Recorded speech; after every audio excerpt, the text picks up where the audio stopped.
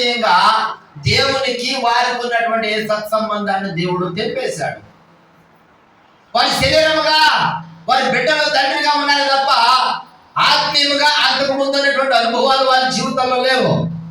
ఈ రోజున మళ్ళా ప్రభువు తెలియజేస్తూ ఉన్నారు, నా బిడ్డలు నేను దీవించాలి కనుక నా సన్నిధిలో వచ్చానని ఆశపడుతున్నానని. కానీ చాలా మంది క్రైస్తవ సమాజము దేవుని యొక్క సన్నిధికి ఉన్నటువంటి విలువను తెలుసుకోలేని స్థితిలో ఉన్నారు.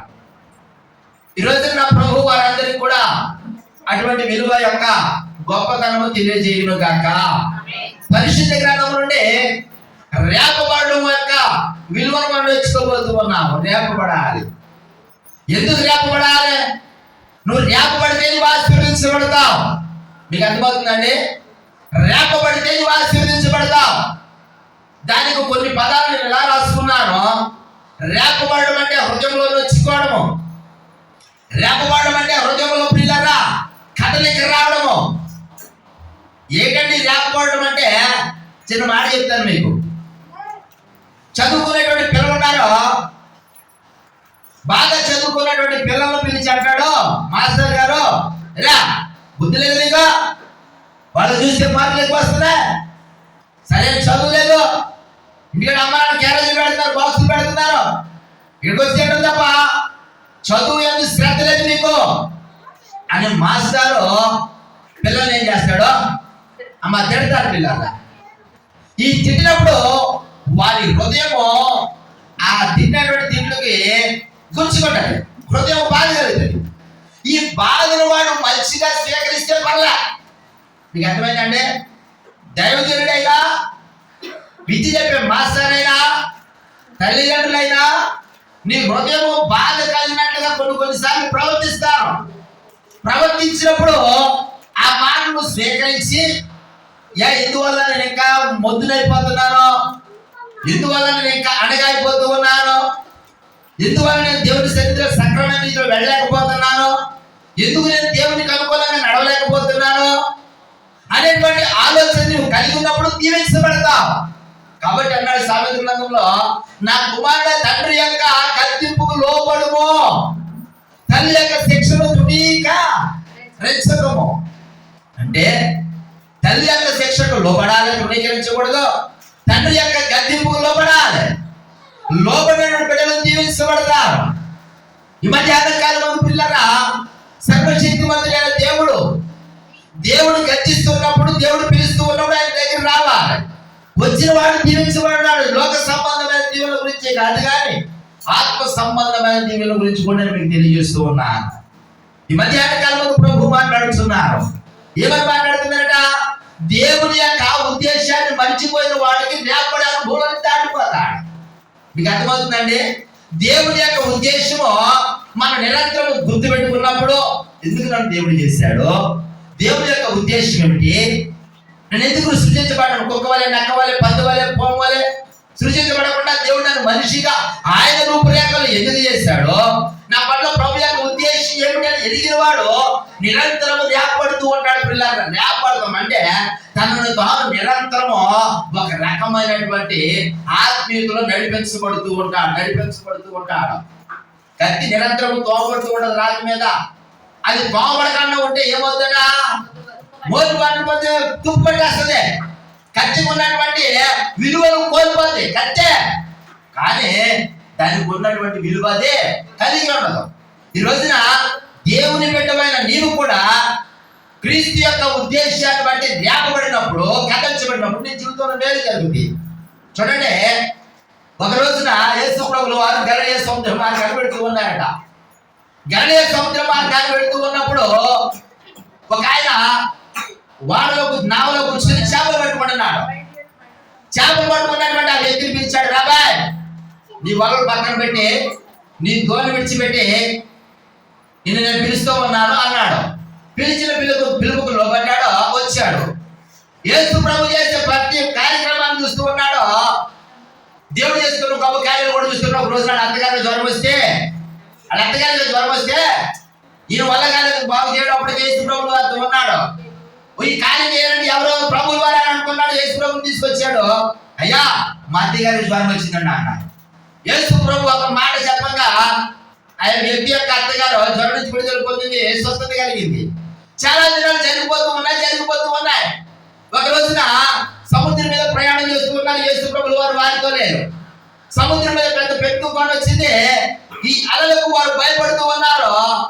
ఈ లోపు యేసు ప్రభువు వారు వచ్చారు. సముద్రం మీద నడుచుకుంటూ, జాగ్రత్తగా వినాలి, సముద్రం మీద యేసు ప్రభువు వారు నడుచుకుంటూ వచ్చారు. అనేక మందిలో సందేహం ఉంది. ఈ గాలి సముద్రంలో చాలా మంది చనిపోయిన వారు ప్రాంతాత్మలు అవుతారు, దెయ్యాలు అవుతారు, భోగాలు అవుతారు కదా.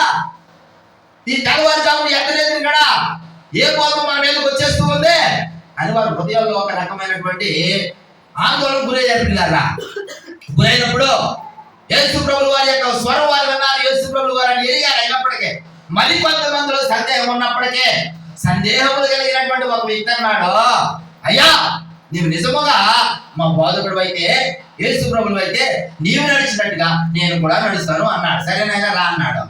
బాగా మంది నావ దిగాడు, సముద్రం మీద నడుస్తూ ఉన్నాడు నీటి మీద. యేసు ప్రభువు వారి తర్వాత నీటి మీద నడిచిన రెండో వ్యక్తి ఆయన తప్ప మరొకటి ఎవడు నేటి వరకు లేడు. దేవునికి స్తోత్రం చెప్పండి. అంత అద్భుతాన్ని దేవుడు ఆ వ్యక్తి ద్వారా జరిగించాడు. మళ్ళా దినాలు జరుగుతూ ఉన్నాయి. ఒక రోజున యేసు ప్రభువు వారిని పట్టుకోవడానికి శిష్యులు వస్తూ ఉన్నారని విషయం తెలుసుకున్నాడు.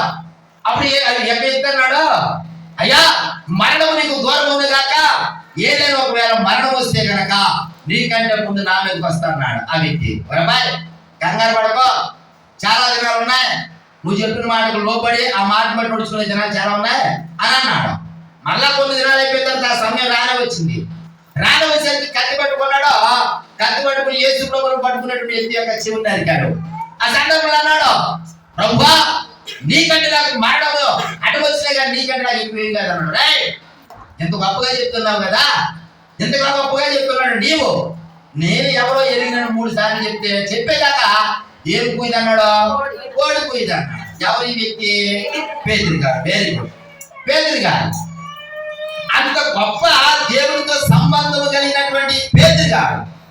యేసు ప్రభువు వారు ఎక్కడికి వెళ్తే అక్కడ ఉన్నటువంటి పేతురు గారు, ప్రార్థన చేసుకోవడానికి కొండకెళ్తే కొండ దగ్గర ఉన్న పేతురు గారు, సముద్రం మీద నీటి మీద నడిస్తే నేను నడుస్తానని చెప్పిన పేతురు గారు, యేసు ప్రభు యొక్క ప్రాణానికి ప్రాణము, ఆయన యొక్క దేహానికి దేహముగా అడ్డముగా నిలబడుతున్న పేతురు గారు, యేసు ప్రభువు వారు వారిని విడిచిపెట్టిన తర్వాత ఏం చేస్తున్నాడు తెలుసా? యోహాను సువార్త వాక్యం చూడండి, 20వ అధ్యాయము 3వ వచనం. ప్రియులారా, యోహాను సువార్త 20వ అధ్యాయం 3వ వచనం చదవండి. కాబట్టి పేతురును ఆ శిష్యుడును బయలుదేరి సమాధి యొద్దకు వచ్చి,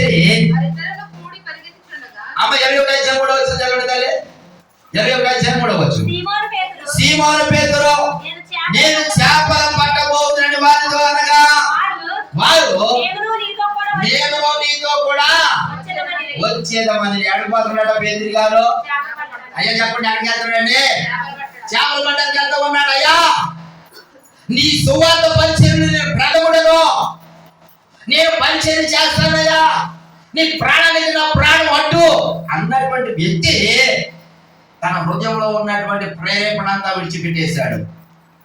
దేవుడి యొక్క ఉద్దేశాన్ని మర్చిపోయాడు, దేవుడి యొక్క చిత్తం మీద మర్చిపోయాడు. మళ్ళా వెళ్ళిపోయాడే చేపలు పట్టుకోవడానికి వెళ్తూ ఉన్నాడు. ఆల్రెడీ విడిచిపెట్టేమన్నాడు దేవుడు. విడిచిపెట్టేసినట్టు వ్యక్తి మళ్ళీ ఎక్కడికి వెళ్తున్నాడు, మళ్ళా చేపలు పట్టుకోవడానికి వెళ్ళాడు. రాత్రంతా మళ్ళా ప్రయాసపడ్డాడు కానీ ఏం దొరకలేదట, చేపలు దొరకలేదు. చేపలు దొరకపోయిన తర్వాత యేసు ప్రభువు వారు ఇంటి దగ్గరికి వచ్చాడు. యాభై ఏడు చేసి పని అన్నాడు. ఎక్కడ స్థలంతో కూర్చుని పారిపోయాడు. యేసు ప్రభువు వారు పట్టుకున్నారు. పట్టుకున్న తర్వాత 15వ వచనం నుంచి పిల్లరా పేతురు గారిని అడుగుతున్నాడు, అబ్బాయి ఏంటి నీ గొడవ, నీకు అదేంటి అసలు? నన్ను ప్రేమిస్తానన్నావు కదా, నన్ను విడిచిపెట్టినావు కదా, నువ్వు నన్ను ప్రేమిస్తున్నావా అని అడిగాడు యేసు ప్రభువు వారు. అయ్యా నేను నిన్ను ప్రేమిస్తున్నానయ్యా అని అన్నాడు. మళ్ళా రెండోసారి అడిగాడు. రెండోసారి నిన్ను ప్రేమిస్తున్నాను ప్రభు అన్నాడు. మూడోసారి అడిగాడు. మూడోసారి కూడా నీకు తెలుసు కదయ్యా నా ఆలోచన ఏంటో, నీ అంతగా నేను ప్రేమిస్తాను నీకు తెలుసు కదా అని అన్నాడు. అంతా బాగానే ఉంది. మళ్ళీ యేసు ప్రభువు వారు వెళ్ళిపోయిన తర్వాత మళ్ళా సన్నగిలిపోతూ ఉన్నారు కానీ వారి ఆత్మీయ జీవితంలో ఎదుగుదల కనబడడం లేదు. పిల్లరా, ఎందుకు తెలుసా? వారు రేపబడలేకపోతున్నారు. దేవునికి స్తోత్రం. హల్లెలూయా. ఈ రోజున పిల్లల ఈ తక్కువ మార్కులు వచ్చినటువంటి వ్యక్తి ఆ మాస్టర్ తిట్టినప్పుడు, ఆ మాటల చేత రేపబడినప్పుడు, కదిలించబడినప్పుడు, దేవదూత వచ్చి నీళ్లు కదిలించినప్పుడు ఎవడైతే ముందు కదులుతాడో వాడికి స్వస్థత కలుగుతుందట. రేపబడుతున్నాయి, కదిలించబడుతూ ఉంది. కదిలించబడినప్పుడు ఎప్పుడైతే కదిలించబడుతుందో ఆ కదిలింపు మనం కదలాలి. దేవునికి స్తోత్రం. మన మొద్దుల్లో కూర్చోబడదా. దేవుని యొక్క రాక రాబోతుంది పిల్లరా. మన పనులు చాలా ఉంటాయండి. మన పనులు ఉంటాయి. వారానికి ఒకసారి దేవుని మందిరంలోకి వచ్చి కూర్చోవడానికి కూడా చాలా బాధపడేటువంటి మనుషులు లేకపోలేదు. ఈ రోజు ప్రభు యొక్క హృదయంలో వేదన ఏంటో తెలుసా? దేవుని యొక్క రాకడ సమీపం అవుతుందని దేవుడు తెలియజేశాడు. తెలియజేసిన మాటను ఆనాటి నుంచి నేటి దినం వరకు అనేక మంది సేవకులు బోధిస్తూ ఉన్నారు. వింటూ ఉన్నా విడిచిపెడుతూ ఉన్నాం అంతే. రేపడేటువంటి మనస్తత్వం లేదు పిల్లారా. ఎందుకు తెలుసా? మనకెందుకు? మనం వెళ్తాం కదా. పక్క వారి గురించి మనకెందుకు? నా కుటుంబీకుల గురించి నాకెందుకు? రేపబడే మనసు లేదు. ఈ రోజున ప్రభువుని ఎందుకు చేస్తాడో తెలుసుకోవాలి. రేపటి ఆలోచనలోకి రావాలి. రేపటి అనుభవంలోకి రాలేనటువంటి పేతురు గారు ఎప్పుడైతే పరిశుద్ధాత్మ శక్తి చేత నింపబడ్డాడు. దేవునికి స్తోత్రం చెప్పండి. ఇప్పుడు పరిశుద్ధాత్మ వచ్చేవారు రేపిద్దట. ఏమండి చూడండి పిల్లలు, అపోస్తలుల కార్యములు 2వ అధ్యాయము 2వ వచనం చదవండి. అప్పుడు వేగముగా వీచు బలమైన గాలి వంటి ఒక ధ్వని ఆకాశము నుండి అకస్మాత్తుగా వారు కూర్చుండి ఉన్న ఇల్లంతయు నిండెను. మరియు అగ్ని జ్వాలల వంటి నాలుగులు విభాగపడినట్టుగా వారికి కనబడి వారిలో ఒక్కొక్కరి మీద రోలగా వారిని తాకగా. అనేక మాటలు నీ మీదకి వస్తున్నా కానీ ఈనాడు కూడా వాక్యం చేస్తూ తాకబడలే. ఏమా వింటున్నారా? ఏనాడు తాకబడం. మనం తాకబడతామా?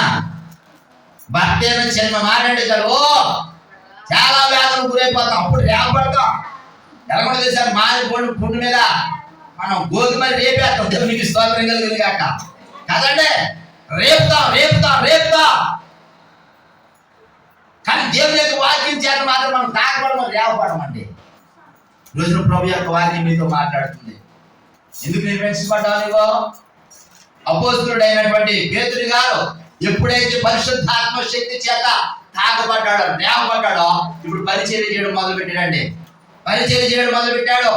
ఆయన మొదటి ప్రసంగానికి ఎంతమంది మారు పొందారట? 3,000 మంది రక్షణ పొందారు. దేవునికి స్తోత్రం. అంటే నువ్వు రేపబడిన తర్వాత నీ మాటలు సరళి మారిపోతుంది. నువ్వు నడిచే విధానం మారిపోతుంది. నీ ఉద్దేశాలు మారిపోతాయి. నీ తలంపులు మారిపోతాయి. నువ్వు వెళ్ళే విధానం మారిపోతుంది. ఆదివారం ఆరాధన నేను సిద్ధపడవాలి, ప్రార్థనకి వెళ్ళాలి, ఇంటి దగ్గర పనులు కానీ నాకు ముఖ్యం, ఆహారం కూర్చోవడం కానీ నాకు ముఖ్యం, వంట వండుకోవడం కానీ నాకు ముఖ్యం. దేవుని సన్నిధి తర్వాతే ఏది అయినా. దేవునికి స్తోత్రం చెప్పండి. అంటే ఎంతటి అనుభవంలోకి మనం రావాలి. ఇటువంటి అనుభవంలోకి మనం వచ్చినప్పుడే దీవించబడతాం పిల్లరా. నా సన్నిధిలోకి వచ్చిన వారు ఏమవుతారు? ఆయన మొదటి మాట, నా సన్నిధిలోకి వచ్చిన వారు ఏమవుతారు? ఆయన దీవించబడతారు. అంటే నువ్వు దీవించబడాలంటే దేవుని సన్నిధికి రావాలి. దేవుని సన్నిధికి రావాలంటే సంపూర్ణమైన మారు మనసు పొందాలంటే నువ్వు రేపబడాలి. అన్నిటికంటే దేవుడే ఎక్కువ ఆలోచన కావాలి. ఎప్పుడైతే నువ్వు ఈ రకమైన తాకిడిలోకి వస్తావో, ఈ రకమైన అనుభవంలోకి వస్తావో, అప్పుడు దేవుని ఉద్దేశాన్ని నెరవేరుస్తావు. మన ఉద్దేశం కాదండి, దేవుని యొక్క చిత్తాన్ని నెరవేరుస్తాం. మన చిత్తం కాదు, మన ఆలోచనలు కాదు. ఈ రోజున ప్రభువుని ప్రేమించి ఆశీర్వదించాలని ఆశపడుతూ ఉన్నాడు. నేను హెచ్చించి కనపరచాలని ఆశపడుతూ ఉన్నాడు. నీ స్థితిగతులన్నీ మార్చాలని ఆశపడుతూ ఉన్నాడు. ఎంతో మంది దేవుని చేత తాకబడుతున్నారు పిల్లరా. నీకు చిన్న మాట చెప్తాను. రాత్రి కాలం ముందు వంట ఉండారు, కూర చక్కగా రాలేదు. భర్త గారు భక్తులు ఒకవేళ అమ్మా కూర కొంచెం బాగాలేదు, ఉదయం కొంచెం బాగుండంటే మనం ఏమనుకుంటాం చెప్పండి కదా? నేను కొంచెం బాగా వండలేదు అనుకుంటా. రేపు కంపల్సరిగా బాగా వండాలి. అవునే కదండి? రేపు బాగా వండాలి, ఆయన మెప్పించాలి, ఆయన సమాజ్ బాగు కూర అనేటువంటి రీతిగా ఉండాలని ఎంతో తాపత్రయపడిపోతావు. ప్రభు నీకు చెప్తున్నామా, పోయిన వారం సరిగా ఆరాధనలో కూర్చోలేదు కదా, వాక్యాన్ని సంపూర్ణంగా ఏం లేదు కదా అని దేవుని యొక్క వాక్యం ద్వారా నువ్వు తాకబడ్డావు. మరలా వచ్చి ఆదివారం వస్తే ఏమైపోతున్నాం మనము చెప్పండి. అంటే ఇంట్లో భర్తలో మనము ఏం చేయాలనుకున్నాము? మెప్పించని ఆశపడుతూ ఉన్నాము. పిల్లలు మెప్పించని ఆశపడుతూ ఉన్నాము. మనము మెప్పింపు చేసుకోవడం ఆశపడుతూ ఉన్నాం. కానీ దేవుని మెప్పింపజేయని ఆశపడేవాడు తక్కువైపోయాడు. దేవునికి స్తోత్రం. ఈ రోజున ప్రభువు నీ వైపు చూస్తూ ఉన్నాడు. తల్లి నీ వైపు చూస్తున్నాడయ్యా.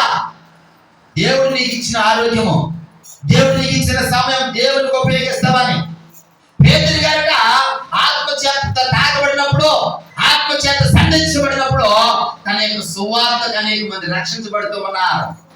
మారు మనసుని జనాంగం మారు మనసు పొందని హెచ్చరిస్తూ ఉన్నాడు పిల్లరా. అందుకని మీకు మాట చెప్పమంటారా? పేతురు గారు ఎంతమంటే చచ్చిపోయి సవాళ్ళు వేసి కూర్చుంటున్నాడు. దేవునికి స్తోత్రం. అంత గొప్ప ఉత్సవ బ్రతుకు కూడా కానాడు తెలుసా? తన సరళి మారిపోయిందండి, తన జీవిత విధానం మారిపోయిందండి. ఈ రోజు నా ప్రభు నీ విషయంలో అదే కోరుకుంటున్నాడు. ఆయన యవన ప్రాయంలో ఉన్నావు కదా, నీవు మంచి వయసులో ఉన్నావు. నీ యవన ప్రాయం అంతా దేని కొరకు ఉపయోగిస్తూ ఉన్నా? చాలా మంది పిల్లలు ఈ రోజున మొబైల్స్ చూడడానికి ఉపయోగిస్తున్నారు. దేనికంటే మొబైల్స్ చూడడానికి, గేమ్స్ ఆడడానికి, టీవీలు చూడడానికి, ఫేస్బుక్ దగ్గర అనేకమైన అన్ని స్థలాల్లో సమయాన్ని వెచ్చిస్తూ ఉన్నారు. మనకు అనారోగ్యం వస్తే మంచం ఎక్కుతాం, దుప్పుడు గొప్ప పడుకుంటాం. ఎవరు కాలన్నప్పుడు ఏసయ్యా స్వస్థకు వచ్చేసయ్యా. స్వస్థ వస్తే ఎక్కడుంటాం? ఫోన్ కాడ ఉంటాం. ఇది అర్థమైందండి? అనారోగ్యం మంచం ఎక్కినప్పుడు ఏసయ్య కావాలి, ఆరోగ్యం వచ్చిన తర్వాత ఫోన్ కావాలి. ఎంత దారుణం అండి! నేటి దిన సమాజం, క్రైస్తవ సమాజం, స్త్రీ సమాజం చూస్తే ఇంట్లో ఏమైనా బిడ్డలకు సమస్య వచ్చిందా? వండుకోవడానికి వంటకేమీ లేవా? దేవుడు కావాలి. ప్రభువా ఏంటి మమ్మల్ని ఎంత దేవ స్థితిలో ఉంచేసా? నా భర్తకి మంచి పని ఉండలేదు, నా బిడ్డకు మంచి ఆరోగ్యం లేదు, ఎలా ఏడుస్తామో అవన్నీ ఇచ్చిన తర్వాత మన పనులు మనం బిజీ అయిపోతున్నాం. ఇచ్చినా తప్ప ఇవ్వకపోయినా తప్ప అంటాం. దేవునికి స్తోత్రం చెప్పండి. ఎంత బాధాకరం పిల్లరా, ఎంత బాధాకరము. అంటే దేవుని యొక్క ఉద్దేశం నీ పట్ల ఉన్నదని తెలిసినప్పుడు ఉద్దేశాన్ని బట్టి నడుచుకోవాలి. నువ్వు ఈ రోజున దేవుడు ఎందుకు నిన్ను ప్రేరేపించాడు, ఎందుకు సిద్ధపాటు చేస్తున్నాడో ఆ విషయం మర్చిపోయావు. నీ హృదయంలో ఆలోచన లేదు. ఒక రోజున ఇశ్రాయేలు ఫిలిస్తీన్ల చేతులు నలిగిపోతూ ఉన్నారట. ఎవరి చేతులున్నామా చెప్పండి? ఎవరి చేతుల? ఫిలిస్తీన్ల చేతులు నలిగిపోతూ ఉంటే దేవుడు హృదయంలో నొచ్చుకుని, అరే నా బిడ్డలు నాశనమైపోతున్నారో, పనికిమాలిన వాళ్ళందరూ నా బిడ్డల మీద ఏర్పాటు చేస్తున్నారో, వీళ్ళకి నేను ఒక నాయకుని ఏర్పాటు చేయాలి, బలమైన నాయకుడని దేవుడు ఒక వ్యక్తిని లేపాడండి. ముసలి వయసులో దంపతులకు ఒక ఆయన ఇచ్చాడు. ఏ పేరు? పేరు సంసోను. ఏ పేరండి? సంసోను. సంసోనే తల్లిదండ్రులు వృద్ధాప్యం అందించాడు దేవుడు. ఇశ్రాయేల్ కాపాడతాడని. ఇశ్రాయేల్ పుట్టాడు, అన్ని బాగానే ఉన్నాయి. ఆ బిడ్డ గర్భమందు పుట్టక మునిపే దేవదూత వచ్చి తల్లిదండ్రులకు చక్కగా చెప్పింది. ఏమని చెప్పిందో, ఏం చెప్పిందో మర్చిపోయాడట. ఎవరు మర్చిపోవడమో? తల్లిదండ్రులు మర్చిపోయారు. చూడండి పిల్లలు, న్యాయపత్ర గ్రంథం వాక్యంలో ఒకసారి 14వ అధ్యాయము 4వ వచనం చదవండి తల్లి. కాబట్టి నీవు జాగ్రత్తగా ఉండి ద్రాక్షారసమునే గాని మద్యమునే గాని అపవిత్రమైనది ఏదియో తినకుండము. ఇదంతా చెప్పారు. 14:4 చదవండి. అయితే ఫిలిస్తీయులకు ఏమైనా చేయుటకై యెహోవా చేత ఎవరు రేపడ్డారట? చెప్పండి. మన సబ్జెక్ట్ ఏంటంటే ఎవరు రేపడి? దేవుడు. సంసోను రేపడిన మాట తల్లిదండ్రులు మర్చిపోయారట. ఈ రోజున తల్లిదండ్రులు చాలా మంది మర్చిపోయి బ్రతుకుతున్నారండి. నాకెందుకు కొడుకిచ్చాడు దేవుడు, నాకెందుకు కూతురినిచ్చాడు దేవుడు అన్న విషయాన్ని మర్చిపోయారు పిల్లరా. నా ప్రభు ప్రతి ఒక్కరిని రేపును గాక, వారి హృదయాలు ఆలోచన పుట్టించును గాక. సంసోను ఎందుకు భూమి మీద ఉద్భవించాడో వారి తల్లిదండ్రులు మర్చిపోయారండి. అనేక మందికి ఆశీర్వాదకరముగా దేవుడు సంసోను నిలబెట్టాడు. అమ్మా, ఈ రోజున నీ వ్యక్తిగత జీవితంలో దేవుడు ఒక మహోన్నతమైన కార్యం చేయాలని ఆశపడుతూ ఉన్నాడు. అనేక మంది దీవెన కార్యక్రమాన్ని నిలబెట్టని ఆశపడుతూ ఉన్నాడు. మనమేమో దేవుని యొక్క ఉద్దేశాన్ని మర్చిపోతున్నాం, దేవుని యొక్క తలంపులు మర్చిపోతున్నాం. యవనస్తులు నేను ప్రత్యేకంగా చెప్తా ఉన్నాను, అయ్యా మీ జీవితాలు ఆశీర్వాదకరంగా ఉండాలంటే, మీ జీవితాలు దీవెనకరంగా ఉండాలంటే దేవుని యొక్క ఉద్దేశం ఏంటో ఎరగాలి, దేవుని యొక్క చిత్తం ఏంటో ఎరగాలి. మనం బ్రతికే బ్రతుకు భూమి మీద గట్టిగా బ్రతికే 70 సంవత్సరాలే. తదుపరి చనిపోయిన తర్వాత అసలైన జీవితం ప్రారంభించబడుతుంది. నేటి క్రైస్తవ సమాజం ఎవరి ప్రారంభం వారందరూ కూడా మరిచిపోయి సంసోని యొక్క తల్లిదండ్రులు ఎలా మర్చిపోయారో అలాగే మనుషులు కూడా మర్చిపోయి తిరుగులాడుతూ ఉన్నాడు లోకంలో. తన ఇష్టానుసారమైనటువంటి జీవితాన్ని జీవిస్తూ తన ఇష్టం వచ్చినట్టుగా బ్రతుకుతున్నాడు. పిల్లలు మర్చిపోతే మర్చిపోయారు, తల్లిదండ్రులు కూడా మర్చిపోతూ ఉన్నారు. ఇక అనుమతి పిల్లరా ఎందుకు మర్చిపోతున్నా చెప్పండిరా? తల్లిదండ్రులకు అవగాహన లేక.